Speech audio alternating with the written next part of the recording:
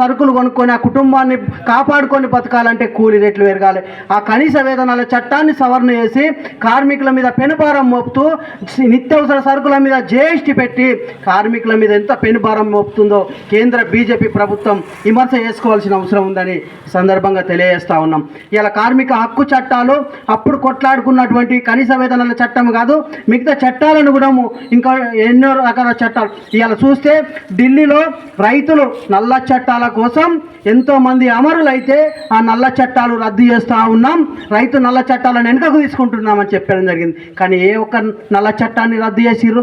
రైతుల వరకు ఇప్పటి వరకు మగ్గి పెడుతూ రైతుల నల్ల చట్టాలను అలాగే ఉంచి రైతుల మీద కాలయాపన చేస్తున్నటువంటి పరిస్థితి.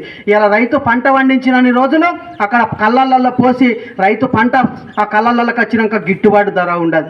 అప్పుడు అమాలోళ్ళు సరిపోతలేరు అని బీఆర్ అమాలోళ్ళని తీసుకొస్తారు.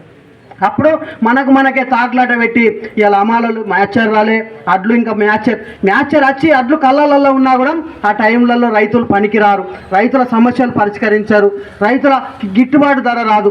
ఇలా కూరగాయలు రైతు మార్కెట్లకి తీసుకొచ్చిందంటే రైతుకు కూరగాయలకు కూడా గిట్టుబాటు ధర రాదు. దానికోసం ఆలోచన చేసే ప్రభుత్వాలు లేవు. ఇలా